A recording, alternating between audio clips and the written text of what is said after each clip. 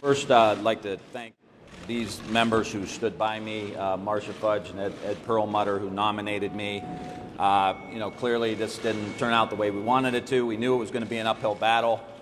We only had a couple weeks to put this together, but I think, did a pretty good job. My staff, my members who came out publicly for me, and I think, quite frankly, we got the message out that we wanted to get out, and that's that as Democrats we need to talk about economics. It's the issue that unites us. Many of you have heard me say this a million times in the last 2 weeks, and I believe it in my heart that if we're going to win as Democrats, we need to have an economic message that resonates in every corner of this country.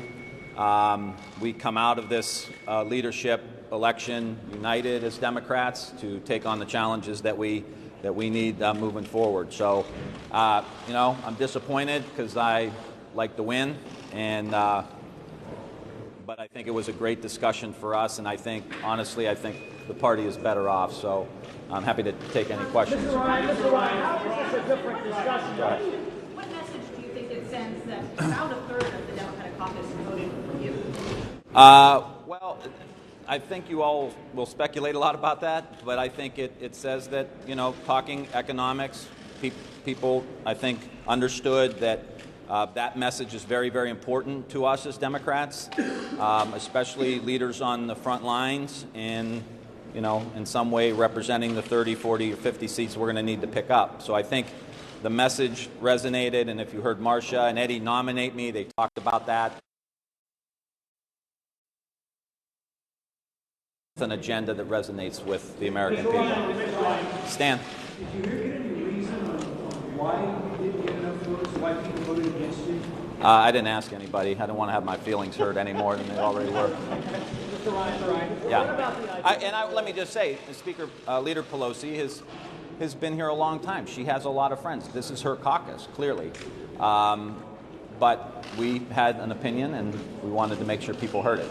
Do you think the message is getting through to the leadership? You talked about a coastal party in a sense. Do you think the message about the heartland is getting through to the leadership across the campus? I think so. I think having a vote of 63 other members agreeing with the message, I would say that the leadership understands that there's a good many people in the caucus who want the message to move in that direction. Are you pathetic, sir? Mr. Ryan. Sorry? Mr. Ryan, can you talk, though, I had one Democrat who supported you, who comes from a rural area, saying there is no greater divide now between the urban Democrats and the rural Democrats. And by electing Pelosi, we got 20 more votes than he did 6 years ago, that this doesn't address the problem. I mean, you launched the conversation that, as you said, you can't go into certain districts and run, you can, other people can, but that's still the problem. That fundamentally doesn't alter it. Well, we are going to compete.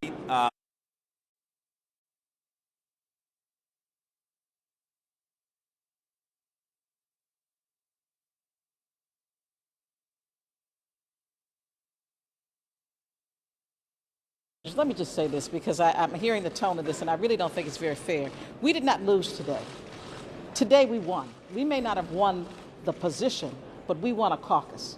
We have now a leadership that listens to what we are saying. We have now a leadership that wants to be more inclusive and include more people from this caucus. We have now a leadership that wants to hear what we have to say, what we think went wrong, how we fix it. He didn't lose today. Today we made a caucus more responsible to its members. And so for that, I congratulate him. 1/3 of the members of this caucus had the courage to come out and say we needed a change. And I congratulate all of them. And for those who voted for our leader, I think that's great. I think she's a wonderful leader. But what I do know is when I go home, people are going to ask me, what did you do to make this better? Doing nothing doesn't make it better. But today, we won because they hear us. Mr. Ryan.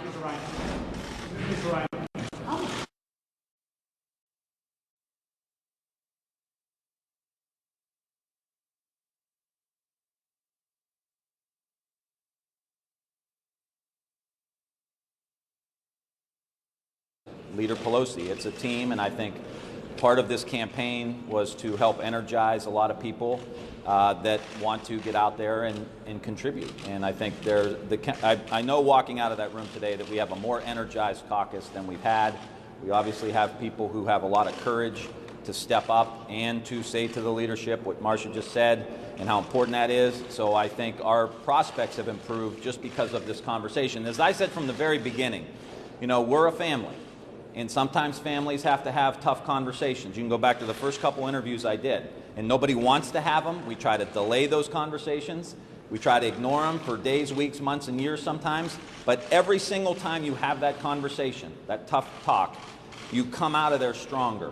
And whether it's a personal relationship or in a family event like this, and I think we come out of here stronger than we went in. Mr. Ryan, who is the future of the Democratic Party? Well, I haven't thought about that, Casey. Is it Nancy Pelosi? Well, yeah, I mean, to some extent, this is our leader. This is who our caucus chose, and we're going to support him. So what's the problem that Democrats have in a nutshell? I mean, who's going to lead the party for the next 4 years? We're all going to participate in leading the party. I think now's the time where everybody's got to step up, which again was part of why I wanted to do it. You see this crew here, a lot of young members stepped up, went public, which is unheard of in a political caucus like this for young people to stand up. So we got a lot of people that are ready to participate. I'll take one more question. How do you connect with white working class voters who voted for Donald Trump if your leadership in San Francisco and New York? Well, we're going to have to figure that out. That's going to be part of what we got to figure out. And obviously that was my case that I made. We didn't win the day today, but as Marcia said, there's a lot more people who are participating. I think that the conversation is shifting to a more economic conversation, and I think that's going to help all of us, and that's going to help us be able to try to win the House back. Because